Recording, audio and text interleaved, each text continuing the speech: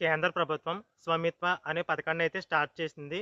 ఈ పథకం గురించి చాలామందికి తెలిసే ఉంటుంది. తెలియని వాళ్ళు ఎవరైనా ఉన్నట్లయితే ఈ వీడియోలో చెప్పిన వివరాలైతే చూసి తెలుసుకోండి.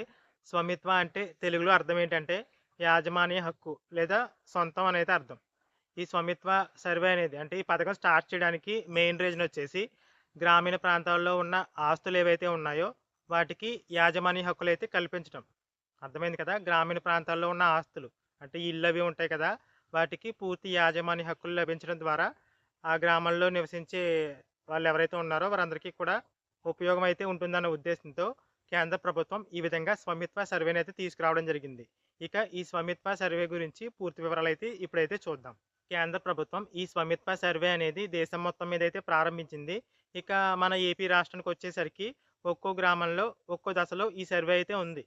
కేంద్ర ప్రభుత్వ సహకారంతో ఏపీ ప్రభుత్వం కూడా ఈ సర్వే అయితే ఇప్పటికే స్టార్ట్ చేసింది. కొన్ని గ్రామాల్లో చివరి దశలో ఉంటే, కొన్ని గ్రామాల్లో వచ్చేసి ప్రెజెంట్ ఇంకా సర్వే జరుగుతుంది. కొన్ని గ్రామాల్లో అసలు ఇలాంటి సర్వే ఉందని కూడా చాలామందికైతే తెలీదు. అంటే ఇంకా అక్కడ స్టార్ట్ చేయలేదని అర్థం. సో, వివిధ దశల్లో ప్రెజెంట్ ఏపీ రాష్ట్రంలో ఈ సర్వే అయితే ఉంది. ఈ సర్వే వల్ల యూజ్ ఏంటో చూసినట్లయితే, ఇప్పుడు ఉదాహరణకి మనకి గ్రామాల్లో జిరాయితీ భూములు చూసినట్లయితే, ఆ జిరాయితీ భూమికి సంబంధించి ఆ భూమి మాదే అన్నట్టుగా మన వద్ద డాక్యుమెంట్స్ ఉంటాయి. పట్టాదారు పాస్‌బుక్ ఉంటుంది. ఇలా రీసర్వే తర్వాత కూడా దానికి సంబంధించి ప్రూఫ్స్ అయితే మన వద్ద అయితే అందుబాటులో ఉంటాయి. అంటే ప్రెజెంట్ సర్వే నంబర్‌లు ఉన్నా సరే అది జిరాయితీ భూమి అయితే మన వద్ద పట్టాదారు పాస్‌బుక్కు, ల్యాండ్ డాక్యుమెంట్స్ ఇవన్నీ కూడా ఉంటాయి. ఆహ్, ఏదైతే స్థలం ఉందో అది మనదే అన్నట్టుగా ఒక ప్రూఫ్ అయితే ఉంది గవర్నమెంట్ నుంచి. కానీ అలా కాకుండా గ్రామ కంఠం భూములు ఏవైతే ఉన్నాయో ఆ గ్రామ కంఠం భూముల్లో ఇల్లు నిర్మించుకున్న వాళ్ళకి ఆ ఇంటికి సంబంధించి ఎలాంటి హక్కు ఉండదు.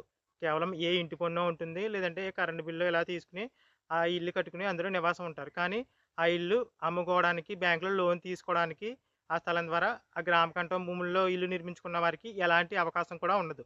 కానీ ఈ స్వామిత్వ సర్వే ద్వారా యూజ్ ఏంటంటే అలా గ్రామ కంఠంలో ఇల్లు నిర్మించుకున్న వాళ్ళకి కూడా ఒక ప్రాపర్టీ కార్డ్ అయితే ఇచ్చి ఆ ప్రాపర్టీ కార్డ్ ద్వారా యాజమాన్య హక్కులైతే వారికి పూర్తిగా లభించే విధంగా ప్రభుత్వం చేసి దాని ద్వారా ఆ ఇల్లు అమ్ముకోవడానికి లేదా బ్యాంకులో లోన్ తెచ్చుకోవడానికి ఇలా ఇన్ని రకాలుగా ఆ ప్రాపర్టీ కార్డ్ అయితే ఉపయోగపడుతుంది. అది ప్రాపర్టీ కార్డ్ ఎలా ఇస్తారు? స్వామిత్వ సర్వే అనేది పూర్తయిన తర్వాత ఆ ప్రాపర్టీ కార్డ్ అయితే ఇస్తారు.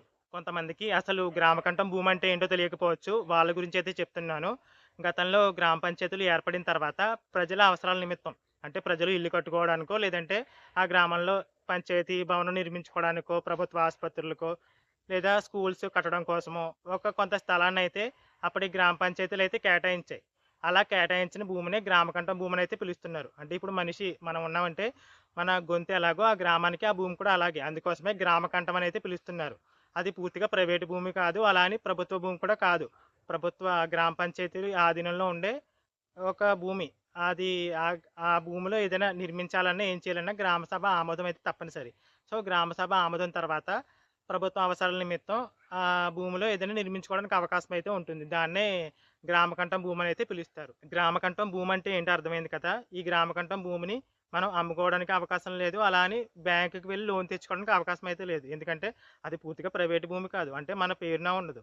అలా అని ప్రభుత్వ భూమా అంటే అది కూడా కాదు. సో, ఆ భూమిలో మనం నివాసం ఉండడానికే తప్ప దాన్ని అమ్ముకోవడానికో, లేదంటే మనం బ్యాంకుకి వెళ్లి లోన్ తెచ్చుకోవడానికో అవకాశం అయితే లేదు. కానీ ఇప్పుడు ఈ స్వామిత్వ సర్వే ద్వారా ఏంటంటే గ్రామ పంచాయతీ సెక్రటరీ, వీఆర్ఓ అలాగే ఇంజినీరింగ్ అసిస్టెంట్లు, అలాగే సర్వేయర్లు వీళ్ళందరూ కలిసి ఇంటింటికి వచ్చి డ్రోన్ ద్వారా సర్వే పూర్తయిన తర్వాత మీ ఇంటికి సంబంధించి అంటే మీరు మీ ఇంటితో పాటు మీరు ఆక్రమించుకున్న స్థలం అంటే మీకు సంబంధించిన భూమి సరిహద్దులు ఏవైతే ఉంటాయి కదా! కేవలం ఇల్లే కాదు స్థలం అయితే ఉంటుంది కదా! ఇల్లు నిర్మించుకోగా మిగిలిపోయిన స్థలం అది కూడా మీరు ఆక్రమించుకొని మీరే ఉంటున్నట్టయితే ఆ మొత్తం స్థలానికి కలిపి ఒక ప్రాపర్టీ కార్డ్ అయితే ఇస్తారు. ఈ ప్రాపర్టీ కార్డ్ అనేది మేబీ ఎంఆర్ఓ సంతకంతో అయితే వస్తుంది. అంటే ప్రభుత్వం గుర్తింపునిచ్చి ఒక కార్డ్ అయితే ఇస్తుంది. ఈ కార్డ్ మీద ఒక పర్టిక్యులర్ ఐడెంటిఫికేషన్ నంబర్ అయితే ఉంటుంది. ప్రతి ఇంటికి కూడా అంటే ప్రతి స్థలానికి కూడా ఒక ఐడెంటిఫికేషన్ నంబర్ అయితే ఉంటుంది. మీ ఇల్లు గ్రామ కంఠంలో ఉంది. ఇప్పటి వరకు అమ్ముకోవడం లేదు. అలాగే లోన్ తెచ్చుకోవడానికి కూడా లేదు. కానీ ఈ సర్వే పూర్తయిన తర్వాత మీకు ఒక ప్రాపర్టీ కార్డ్ అయితే వస్తుంది. ఆ కార్డ్ తీసుకొని మీరు బ్యాంక్‌కి వెళ్లి లోన్ తెచ్చుకోవచ్చు. లేదా వేరే వాళ్ళకి అమ్ముకోవచ్చు. ఇలా ఈ కార్డ్ వల్ల చాలా యూజ్ అయితే ఉంది. ఈ సర్వే అనేది మీ గ్రామంలో మేబీ ఎప్పుడు స్టార్ట్ చేయొచ్చు అంటే రీసర్వే పూర్తయిన తర్వాత స్టార్ట్ చేయొచ్చు. ఎందుకంటే రీసర్వేలో ముందుగా ప్రభుత్వ భూములు గుర్తించేసి తర్వాత జిరాయితీ భూములు ఇవన్నీ కూడా గుర్తించేసి తర్వాత గ్రామకంఠం అంటే ఇల్లు ఎక్కడైతే ఉన్నాయో, గ్రామకంఠం అని కాదు, మేబీ ఇల్లు ఎక్కడైతే ఎక్కువగా ఉన్నాయో ఆ స్థలాన్ని అలా వదిలేస్తారు కాబట్టి సర్వేలో మార్క్ చేసుకుంటారు కదా, రీసర్వేలో. ఆ రీసర్వేలో ఇల్లు ఎక్కడ ఉన్నాయనేది మార్క్ చేసుకుంటారు కాబట్టి అటు అధికారులు కూడా అవగాహన ఉంటుంది. పలానా ఏరియాలో ఇల్లు ఉన్నాయి కాబట్టి స్వామిత్వ సర్వే అనేది వాళ్ళకి చెయ్యాలి, అక్కడ చేయాలన్న అవగాహన అయితే ఉంటుంది కాబట్టి రీసర్వే పూర్తయిన తర్వాత ఈ స్వామిత్వ సర్వే అనేది పంచాయతీ ద్వారా అయితే కండక్ట్ చేస్తారు. ఇక్కడ చాలా మందికి డౌట్ రావచ్చు. మాది జిరాయితీ భూమే. కానీ మాకు ఆ ఇంటికి సంబంధించి ఎలాంటి డాక్యుమెంట్స్ అయితే లేవు. గతంలో అవి ఎక్కడ పడిపోయాయో తెలీదు. ఆ ఇంటికి సంబంధించి ఆన్‌లైన్‌లో మా పేరుండదు. ఇలా అయితే కొంతమంది చెప్పొచ్చు. సో, దానికి కూడా ఇక్కడ ఒక ఆప్షన్ అయితే ఉంది. అది ఎలా అంటే, ఇప్పుడు గ్రామకంఠం భూములున్నాయి కదా, అక్కడ ఎలాగో ఈ స్వామిత్వ సర్వే ద్వారా ప్రాపర్టీ కార్డులయితే అందజేస్తారు. దాంతో పాటుగా ఆ గ్రామకంఠం భూమిని ఆనుకుని ఎక్కువ అంటే 10 ఇళ్లకు మించి ఏవైనా జిరాయితీ భూమిలో ఇల్లు కట్టేసుకున్నట్లయితే దాన్ని కూడా ఎక్స్‌టెండెడ్ గ్రామకంఠం కింద అయితే పరిగణించనున్నారు. అంటే ఇప్పుడు గ్రామకంఠం భూమి ఉంది. అక్కడ కొన్ని ఇళ్ళున్నాయి. ఆ గ్రామకంఠం భూమిని ఆనుకుని 10, 15, 20 ఇలా ఎక్కువ ఇళ్ళైతే కట్టేశారు జిరాయితీ భూముల్లో. ఇప్పుడు ఆ జిరాయితీ భూమిని కూడా ఎక్స్‌టెండెడ్ గ్రామకంఠం కింద అయితే చూపించి వాళ్ళకి కూడా ప్రాపర్టీ కార్డులైతే అందజేయనున్నారు. ఇది చాలా మంచి న్యూస్ అనేది చెప్పుకోవచ్చు. ఎందుకంటే చాలా మందికి అది జిరాయితీ భూమి అయినా సరే అందులో చాలా వరకు ఇళ్ళైతే పూర్వం నుంచి ఇళ్ళైతే నిర్మించేసుకున్నారు. కానీ ఆ ఇంటికి సంబంధించి డాక్యుమెంట్స్ గానీ, పాస్‌బుక్‌లు గానీ, ఆన్‌లైన్‌లో పేర్లు గానీ వాళ్ళ పేరు మీద అయితే ఉండవు. జిరాయితీ భూమి అయినా సరే. కానీ ఇప్పుడు ప్రభుత్వం తీసుకున్న ఈ ఎక్స్‌టెండెడ్ గ్రామకంఠం అనే ఒక కొత్త స ఆప్షన్ ద్వారా ఏంటంటే, గ్రామకంఠం భూమిని ఆనుకుని ఉన్న ఆ మిగిలిన ఇళ్ళకి కూడా ప్రాపర్టీ కార్డులైతే ఇస్తారు.